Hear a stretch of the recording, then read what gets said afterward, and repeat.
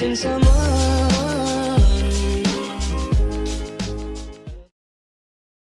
Hey, this is Bond Diesel bringing you episode 18 of the Echo Cast. This episode's going to be a little different. If you listened last week, you got part 1 of my talk with Bronson about the Division 2 and PvP.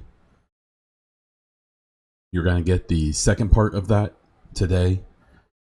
First, I'm going to go through some content updates, state of the game recap, and then we'll go straight into the Bronson, the rest of that Bronson interview and the talk that we had. So, to start with content update, I'm going to put this podcast out a little bit early. So if you're listening to this, Saturday is the end of the giveaway for the Division 2 art print from E3 that you cannot buy anywhere else. So I highly suggest jumping on, getting your last entries in, spreading the word a bit if you don't mind. Maybe a bit counterproductive for you if you want to win, but I believe we're all on the same side here. We just want to have some fun. So check it out. Next update, we are on iTunes now, so look for links for that. I've tried to put them all over the place. I have it pinned on my Twitter. I've got it on the SoundCloud webpage. You can see it down on the right in the links. You can search for the EchoCast in the iTunes podcast section. One huge thing you can do for me, if you can rate and review, preferably positively, but if you have a negative review, you know what, I would love to see it. I'm also waiting on Spotify to approve the EchoCast. I'm under the impression they take much longer, so be on the lookout for that. Next little update is August will be a challenge I've given myself to upload a video to YouTube every single day of August, all 31 days. That's going to include my EchoCast updates and some other stuff I do anyways, but it's also going to be 27 or 28 unique videos. I'm starting on them now. They're probably going to be 5 to 10 minutes long, not super complicated. But I've got all kinds of topics I want to touch. I may do some gear resets with a twist, maybe. But yeah, so be on the lookout for that. I'm really trying to make a push to get. I want to hit 1,000 subs on YouTube. That's my goal. Sooner than later. So we're at around 600 right now. The Discord is back. If you haven't seen it, please check it out. I'm trying to build that up. Trying to make it much less complicated than it was before. A little less annoying. So go check it out. Go say hi. And the last bit of an update is I am currently stretching out and trying to reach people to restart Words with Bond. It might be a mix of audio and text ones on Medium again. If you haven't seen this series, if you're newer to my content, I highly suggest looking up Words with Bond or Bond Diesel on the Medium website. That's a blog website. I've got all kinds of really cool freaking interviews on there with tons of names you'll recognize from the division and a few people outside. For a quick state of the game recap, we got a finalized date for the global event Assault. It begins on the 30th. You'll be able to get Sentry, Striker, and Reclaimer. If there's a single global event I highly suggest checking out, it's this one. All 3 of those sets are great. Sentry is amazing for PvE. Can be for PvP, especially if you want to do a shield build with 5-piece Sentry and the gloves that give you pistol damage.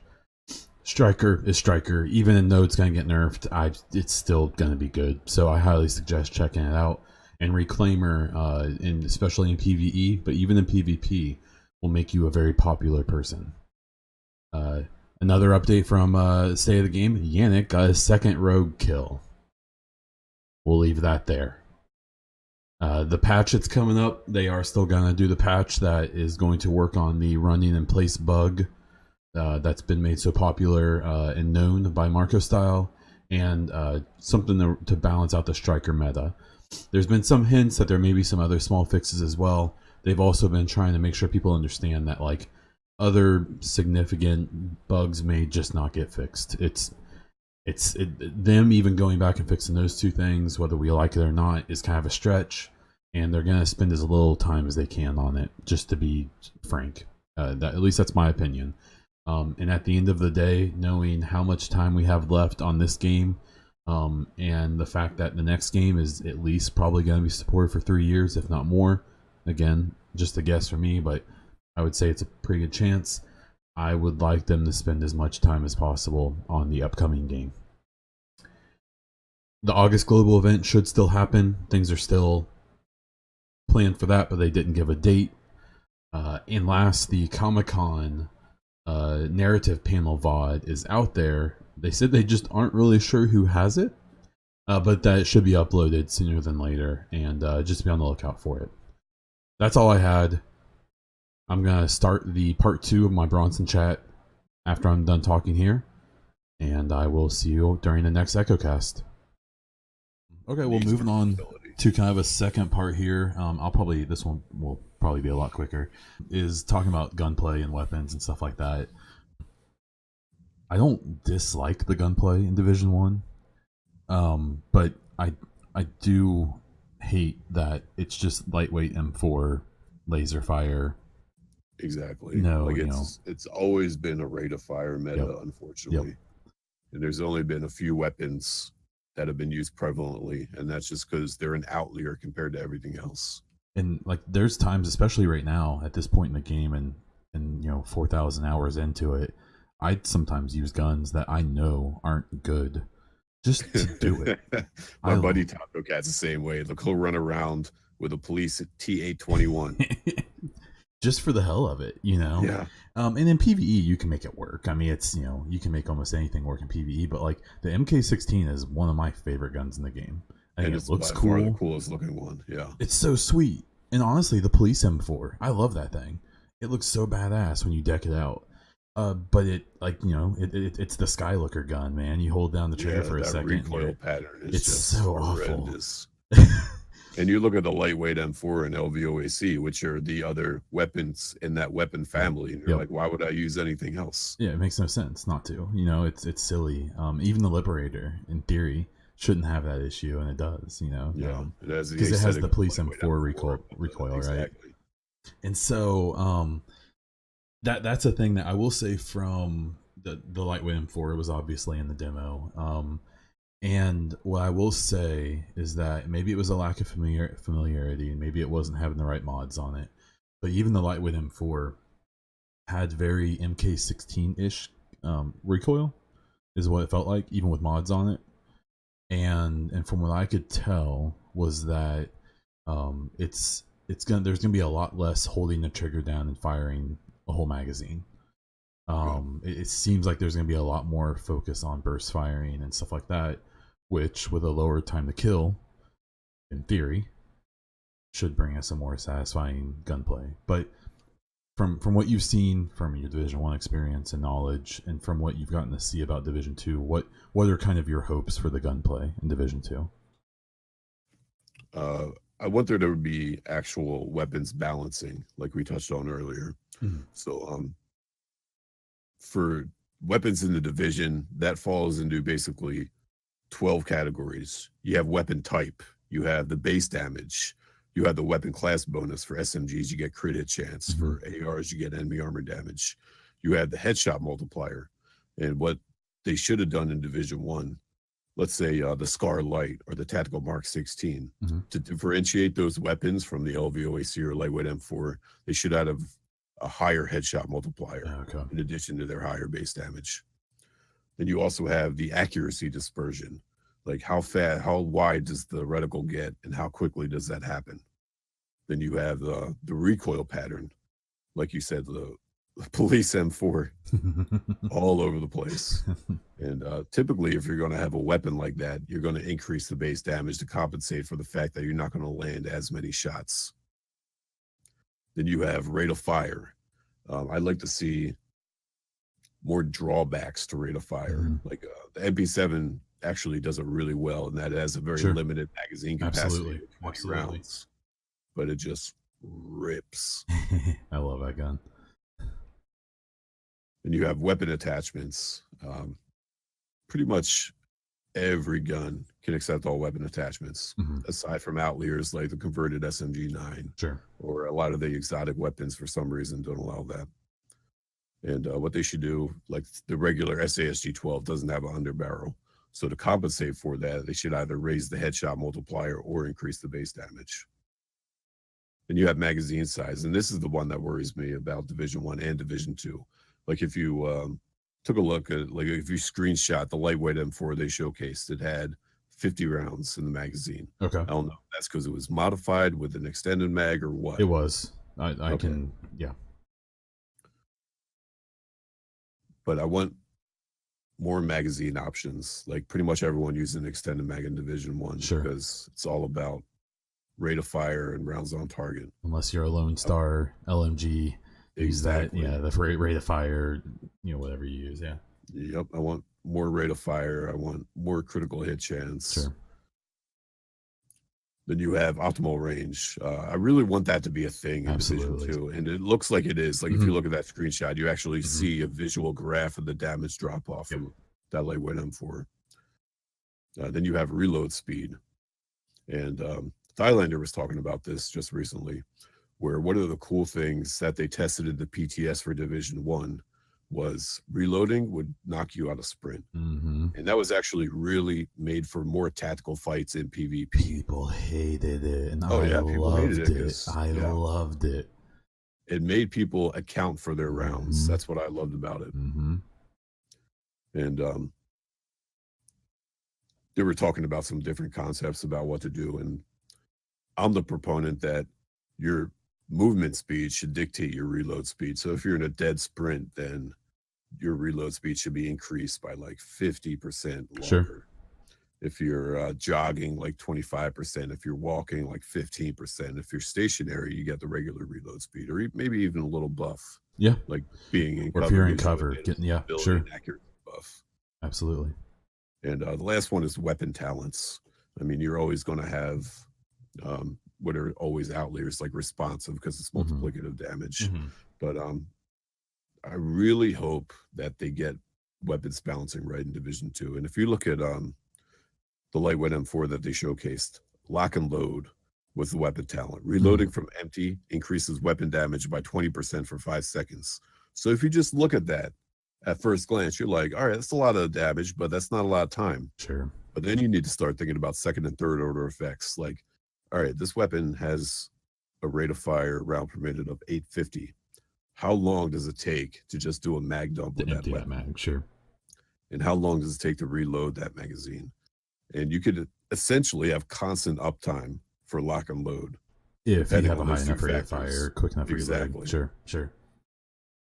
And And I that's hope they something. don't do enough base damage buffs Sure. that are that high with seemingly so little drawbacks. Because if you have that talent, what I would do is spec in. Now, I think it's not a bad thing to have a talent like that that gives people the option to spec into that.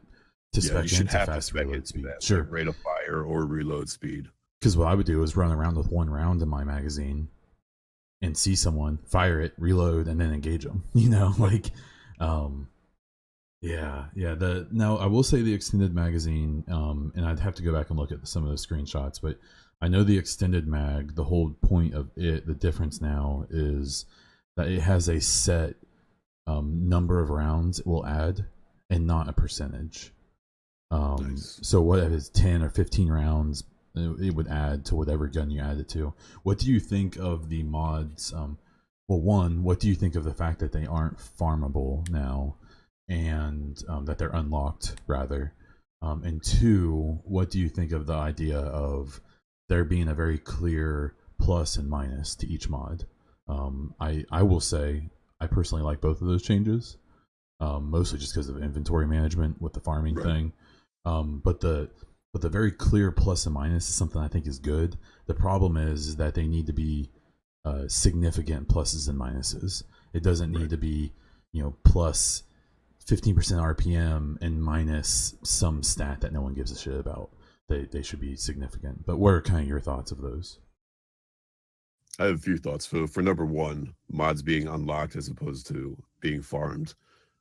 I'm not a fan of that. Okay. I feel it severely takes away from the RPG and grind aspect to it. But it unlocking things does give you a sense of progress and accomplishment. Sure. So that will be cool. But I don't like the fact that one weapon mod is unlocked for literally every weapon. And if they do that, I really hope there's like very long quest lines. Okay. Essentially, To get your extended mag or whatever. Yeah. Okay. And as far as the second part, what was the second part? The plus minus on each one. I'm a huge fan of that. Yeah. I think there should be bonuses and drawbacks. And one of the things I liked about Division 1 before they changed the entire mod system in 1.4 was you had horizontal stability and vertical stability mods. Yep. Oh, wow. So with each weapon having a different recoil pattern, it was up to you as a player to test which mods would affect which weapons the most. I completely forgot about that. And that's right. I love that. Yeah. And that's something, the principles at least, remain in Division 2. One of the biggest things I've said for a long time is that in Division 1, and then as we move on to Division 2, I've always felt that the more choices you force the player to make, the better. Oh, yeah, absolutely. And that's something that in a lot of ways we didn't see. We saw it here and there, like you said, with the horizontal and vertical stability and stuff like that. Or just even in a lot of ways, the more choices we had available to us that we had to make, the better the game was at any given time. And an issue that we've had in the game, I would say for a majority of the life with spurts, where this didn't apply, was that there just weren't a lot of choices to make at the end of the day, and not in every way. And the weapons you used, I would say there's more choices than there were at some points right now, but not as many as there should be. Right. In the skills that you use, in the talents you use on your character. Mm-hmm. And the gear, like everything. 1.0, 1.1, everyone used Reckless because it was bugged. You get 10% all damage resilience and 10% damage. Yeah. So it's, so with the mods and stuff, I really hope and I would really like to see those be real choices to have to make. And I think that they have that ability, and I'm going to have faith that they will until I'm proven otherwise. That's my shill up, is that I believe that's, the opportunity's there. Right. The biggest thing is I don't really know how or why, but I'm under the impression that the ability to change those things is going to be much easier in the sequel, due to some infrastructure changes and just the way the game is built.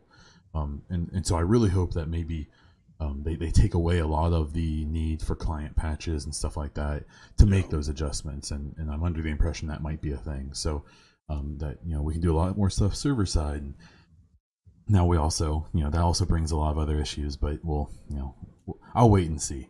But I've always been big into the more choices, the better. And when it comes to the guns, attachments, all that, the one thing with the attachments that I would have liked to see is that not releasing or not unlocking the extended mag for every gun, but maybe unlock them per class. I would have liked to see that.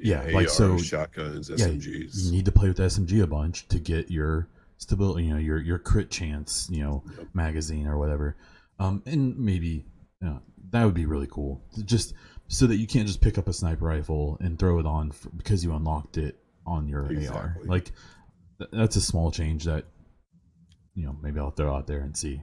Definitely, it could work like commendations essentially, like get X amount of kills with the SMG, or even like Borderlands. It could be that simple, just kills, things like that. Sure. What is a gun that you really want to see in Division 2? KSG 12 shotgun. Oh yeah, I love that thing. So I did a gun wish list video, nice. And that was one of them. Awesome. I love that thing. It's so freaking cool, man. People at work make fun of me so much because it's made by Keltec and they have a very poor and Keltec history. has their reputation. Sure. But we did a couple of runs at the shoot house when we were doing ballistic breaching, and I was just flowing through stuff. Oh yeah. Like, hardly ever running out of ammo. They were like, oh shit. Now correct me if I'm wrong, but that shotgun has the ability to switch. It has 2 tube mags, right, on each side? Yeah, so that's 2 tubes of 7 switch. rounds each. So you would essentially have 14 plus 1 rounds. Yep. And I love the idea of the fact that you can switch which magazine you're loading from. So you Yeah. could have slugs in one magazine and buckshot in the other, or whatever Mm. your situation may be. Yeah. So okay, cool. And then my last question about the guns and stuff: is it okay for me as a 30-year-old man to laugh every time I hear someone say PP-19? Uh, Anyone that has watched my survival streams That's where I know got it that from. Yeah. sophomoric humor increases 200% whenever that Absolutely. weapon comes out. Yeah. No. And the funny thing is I actually love that gun. Oh, it's I such an awesome gun. especially in survival, it's incredible. Oh If you can yeah, get one of those early, you're in such good shape, just because of that sustained damage. I exactly. I love that gun in real life. I love that cyclical magazine. Hmm. I would love to see some exotic gun in Division 2 be the North Korean AK-47 Oh that has yeah. the cyclical magazine. That'd be so cool. Um, it'd be a hot mess balance wise with an AR that has like a 90 round magazine. It's something Yeah. stupid. They have that gun in State of Decay 2. It's Nice. I a haven't played that. it's again, if people think that the division has a lot of bugs, they should go play State of Decay 2. And but that game's a great example of a game that is a hot freaking mess. It's gotten a lot better since they released it. Um, a game that's a complete hot mess that is just an incredible blast to play. It's so fun. But you need to go into it with the right mindset. Yeah. Okay, cool. So the last little section here that I was going to ask about is just the RPG mechanics, like I had asked about, and just my first question would be, what was your first what was your favorite RPG game you've ever played? I'm an old school PvP RPG guy. My first one was Ultima Online. Okay, That was like the OG sure. RPG. But my favorite one was called Asheron's Call. That Uh was huh. back in like 2000, 2002. Sure. And it was just like a living, breathing world that the players essentially landscaped. Like the developers made it, Mm-hmm. but we influenced pretty much everything else. For people that haven't played PvP RPGs, um, you basically had PvE and PvP in the same open world. So imagine you're farming Lexington in Division, and then you just get down from out of nowhere. Someone could have went rogue on you. Okay. So for everyone that complains about the Dark Zone in the It's Division, I'm nothing. like, you guys don't know your history. Sure. Sure. But yeah. So we basically had huge wars. So you had your PvP guys like myself, then you had your PvE guys, and the PvE guys on PC, they would essentially do AFK farming. They would set up macros for dungeons, and the macros would Okay. essentially do everything for them. So Okay. they had no player input, but they were amassing massive amounts of resources and Sure. experience and things like that. So we would essentially stage raids to take over the areas they had. And because they were AFK, they couldn't really defend themselves. Sure. But and they weren't good PvP players. So when they did try to band together, they pretty much just got decimated. It was like a So bunch of then they rabbits would trying to fight the recruit fox. Yeah. exactly. So they would recruit PvP players with the promise of, oh, we can give you X Wow. amount of resources. Like a So you mercenary would system. exactly. Okay. So you Interesting. would have people just waging nonstop war on each other. And eventually we realized, why are we fighting each other when we're PvP players? And there's these PvE guys with a whole bunch of resources. Why don't we just band together? And that's what some groups did. Hmm. But yeah, it was such a dynamic open world with like real decision making and choices and alliances. And there's never been anything quite like it since then, Sure. unfortunately. With either of those games or even other ones that you can think of, are there any like mechanics or anything like that you would like to see in Division 2 just totally stolen from some of those games? What else could they do? They have the clan system coming. Which I'm really curious to get more information about that, because Yeah, me they've too. essentially confirmed that there will not be an app for Division 2, which is a Yeah, bummer. no API, unfortunately. Yeah. I'm still hoping that maybe there will be a clan management system, like browser based. Either that, or obviously they need to focus their manpower on the actual gameplay. Absolutely. That makes sense. But there's people in like the Destiny community that essentially created their own, and then Bungie was like, all right, why not just use this? Mm-hmm. So hopefully they take some initiative from the community members, and they're able to implement some things. Absolutely. Is there any other features you can think of that you can think of from other games that you would just really, really kill to see in the division? Oh man, I'd have to like It's probably a look at my long list. notes. No, I Yeah, got you. I got you. Maybe we can cover that in another one. for sure. Um, Now, what are we talk a lot about how we want Division 2 to be like an evolution. We want it to leave behind a lot of stuff. But what are like a couple things from the Division 1 that you think are absolutely essential to keep in the sequel, mechanic wise?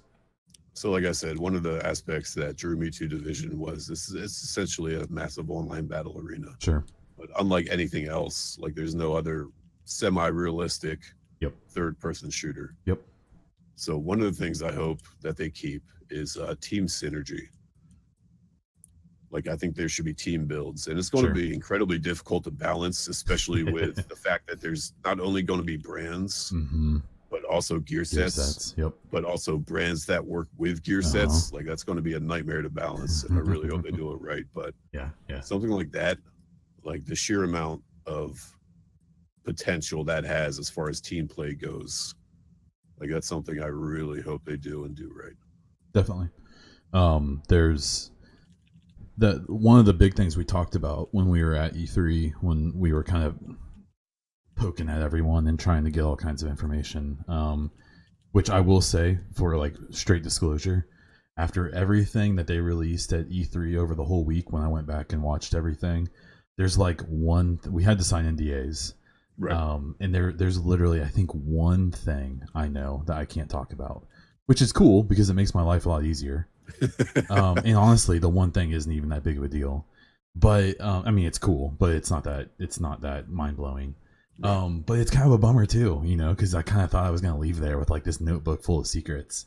But from a content creation and from a whatever you would call me, I don't even know what I am, but it's nice because I don't have to like mince words very much because there's not really anything I have to keep secret.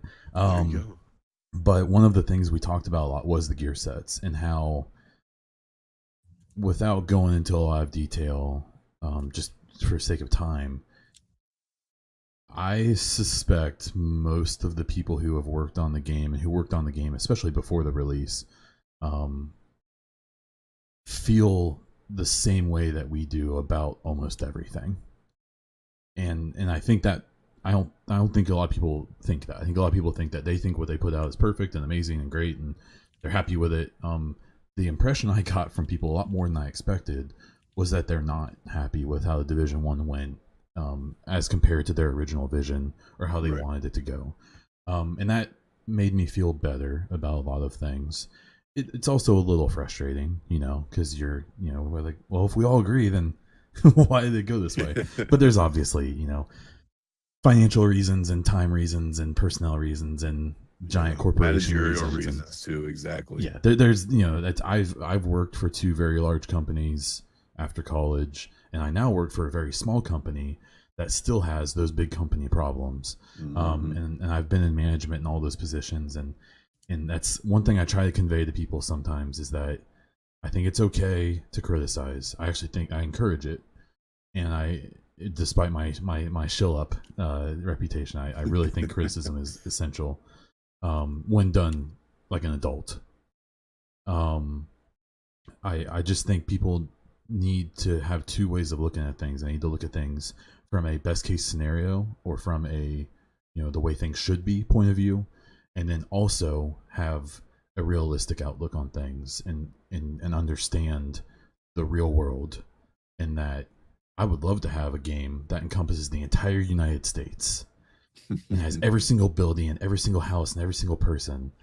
But I also understand that that's not going to happen. Kind of that that way of looking at stuff. But the gear sets were something we talked a lot about, and how even in the Division 1 right now, if the whole idea of them was that every single high-end gear piece and every talent on those gear pieces was supposed to be desired or useful. Yeah. So when they introduced the gear sets, you had to make a choice of, do I want to give up these 6 gear talents, or 4 when they first came out, to get this gear set bonus? Is it worth it? The problem is that there's what, 3 pieces of high end gear with useful talents on them. Vigorous, savage, nimble. Those are the main 3. Yeah. So, that obviously, because I would argue that today, if they did a full pass of all of the high end gear talents on all 6 pieces, and replaced everything that isn't used, so almost all of them, with useful talents. No more prosperous knee pads. Yeah, exactly. That you would see an insane shift in the game, even as it stands today, even with all of its other issues. I still think that you would see, obviously it would matter what they replaced them with, but if you gave people an actual choice, like I was saying before, how important that is, to, hell, you could run a 6-piece high-end set if you had 6 awesome talents, because it would essentially be a classified gear set that you could choose. You could customize. Absolutely. That was the whole point from the beginning. And then, that's not how it worked out because of prosperous knee pads, and I really hope that when we look forward to Division 2 with this brand situation, that's what they're going for. If they're going to have gear sets in, and I really hope that I love the idea of the classified sets. I get it. I get the power fantasy that they were wanting to bring with that, and it definitely is there, especially with sets like Striker. Too much, absolutely. But I really would like to see. I really think that's what they're at least going for. They're saying, here's these base brands on this high end gear, essentially. So, in theory, there should be a choice. Do I want to give up these awesome brand bonuses that I can mix and match and do, or do I want to go for this gear set and have it set these specific things? I'm hopeful that that's a mechanic that they can actually fulfill the way they intended to in the first game. I would still argue that if that was the intention in the first game, why didn't it ever change? Exactly. I like, even to this day, why aren't HE and exotic items buffed to 1401 main stats? I agree. I feel like when they introduced the system, the new gear score system, there was an opportunity there to give us the ability to roll high end gear up to that 1401. No, I agree. It's I always try to be the eternal optimist and say that there's reasons behind things, and sometimes it probably just comes down to time and money. And that's the real world side of me, I guess. But yeah, so I really hope that's a thing I would like to see get put in there. The last thing I will ask you about with this whole drawn out talk, which I've enjoyed very much, what do you think in general about the main stat changes? How we're not going to have firearms, stamina. It does look like skill power is still in there, but in a different way. I'm cautious about it. Sure. I really like the way it works in Division. It could be balanced better for sure. Mm-hmm. But it makes me wonder how it's going to work in Division 2. Sure. Where your damage comes from, where your tankiness comes from, where your skill power comes from. Mm-hmm. Like, I don't want to see what Guild Wars 2 effectively did. They went away from like the whole Trinity, DPS, tank, healer, and it just became an unbalanced mess where everyone literally used one class because it was the best. Okay. Yeah, the thing I see with it is I like the idea of every single player at the base having the same like health pool. Yeah. And then, but like you were saying, we need to see how you can impact that because it is an RPG. I like the idea of that base stat where we all know that if I hit that guy with 5 headshots with my M4, he's gonna die because we all, But if he does it to me, I'm gonna die too. Mm-hmm. I like the idea of that and not wondering if that person has 10,000 stamina and is gonna take 4 mags to kill. But I'm cautiously optimistic. I would say that's how I would describe it. That's another thing that I feel like I just don't have enough information yet to make like a decision to even speculate on it. I will anyways because that's who I am. But it's something I think I'm more leaning towards. I think it's going to be a good thing in the long run. But again, there's just so little to go on at this point. Yeah, we'll see. I feel like I've been saying we'll see a lot lately. And that's okay. I think Yeah, there's very little information, so yeah. that's basically all we can do at And this then we've point. had That such and a speculate. drought since E3 of Right. information. In the last week, we've gotten quite a bit. Yeah, the I would- Comic-Con, I'm waiting for like the videos to come out. Did from you that. see? Deep Fried Dave did post. Someone took. Yeah, someone took a VOD of it, right? Or their So storefront or someone something. took an 8 and a 6 minute clip. So they're pretty limited on what they show. But someone just with their phone recorded it. But the voice is pretty clear. You can get a decent amount of the information. Josh, Julian, and Alex Irvine talking them. Nice. So if you look on Deep Fried Dave's account, you can see he posted the YouTube page. It's worth checking out. But yeah, I really, really, really hope they give us a true VOD, because I would love to hear more. I kind of doubt that. It didn't seem like it was. It seems like it was mostly about the lore and the world building and stuff, which personally I find crazy interesting.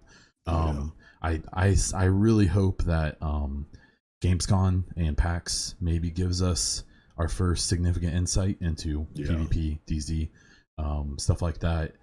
I feel like that's decent timing, but I still kind of feel like we're in the calm before the storm when it comes to a lot of that stuff. So True. we shall see. Well, okay.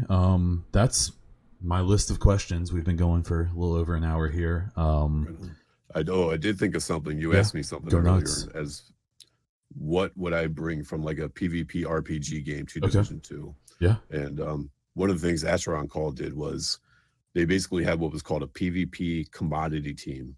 Okay. It would be people that were working as part of the dev team, but they would also basically contact members of the community that were productive, that had constructive criticism, and they would essentially work towards better balancing things. And that's something I really hope Division 2 has. So kind of like a hybrid between a CM and like the ETF kind of deal. Exactly. Okay. I think that's more than fair. I think that'd be really cool.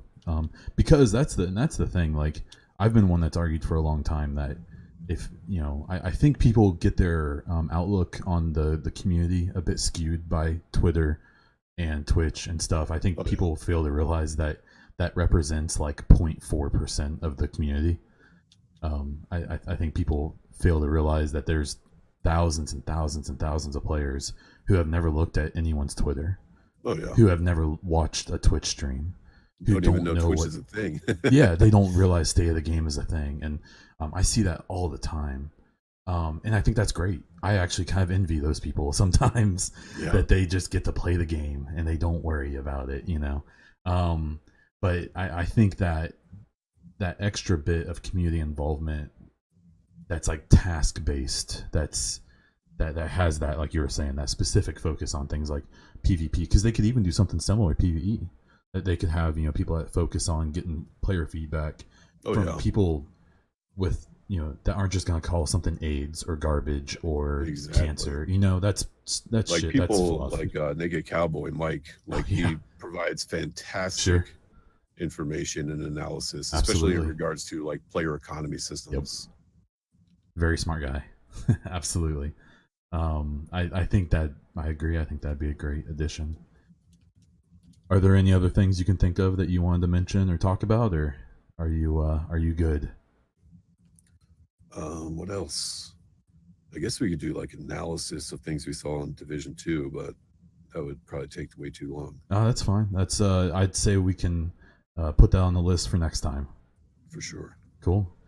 Well, I'll start to wrap things up here. I will say that I suspect Bronson and I will probably do something like this again. If you guys have any questions for me, for Bronson, or if we do this another time, make sure to post it on whatever medium you find this on, or on my Twitter, or you can DM me. You can do whatever you want. You can check out the Discord as well. You can check out the home of the EchoCast. It's at the Division Game Hub, at the Division Game 2 Hub. You can find me on Twitter, YouTube, and Twitch as Bond Diesel. You can find me on Instagram as BondDiesel_Twitch. Bronson, where can people find you? You could find me on Twitter as the Bronson M4. You could find me on Twitch as Bronson M4. If you're interested in like game balance and things like that, if you look on the official Ubisoft forums for the division, I made a bunch of posts there under Bronson M4, and I'm on Reddit as well as Bronson M4 with a whole bunch of basically how to better balance the game posts. I appreciate your time. I appreciate Thanks you coming for on having with me. me. I You're my appreciate first guest. It was Nice. so I suspect I'll figure out how to distribute this. It's probably gonna be split into probably 2 episodes, and I hope we can do it again. Same here. Absolutely. For anyone listening, new or old, thank you very much for checking this out. We'll new episode every week.